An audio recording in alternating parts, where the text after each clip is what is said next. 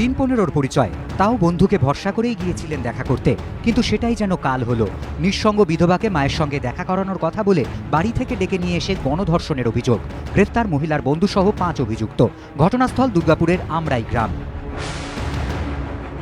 স্বামীর মৃত্যুর পর 2 সন্তানকে নিয়ে দুর্গাপুরের আমরাই গ্রামে বাপের বাড়িতেই থাকেন বছর 28-এর এই মহিলা। নির্যাতিতার দাবি, সম্প্রতি শেখ শাহজাহান নামে এক যুবকের সঙ্গে তার আলাপ হয়। দিন 15-র মধ্যেই দৃঢ় হয় দুজনের সম্পর্ক।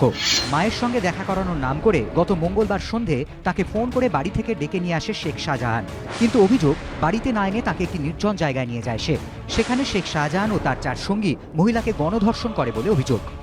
আমি তোমাকে বিয়ে করতে চাই দিয়ে মা বলছে, মা দেখা করতে বলেছে আমাকে যে তো চলো। আমাকে নিয়ে যেয়ে ওরকম আমরা এই গ্রামে নিয়ে যেয়ে আমাকে 4 জন মেয়ে আমাকে চেপে ধরে আর আমাকে চ্যাংদোলা করে নিয়ে যেয়ে রেপ করে।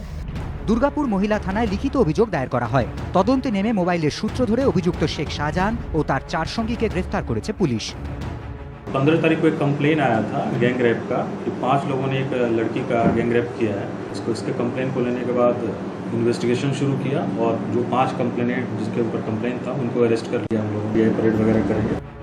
গ্রেফতার 5 অভিযুক্তের বিরুদ্ধে গণধর্ষণ ও মারধরের অভিযোগে মামলা রুজু করেছে পুলিশ। মনোজ বন্দ্যোপাধ্যায়, এবিপি আনন্দ।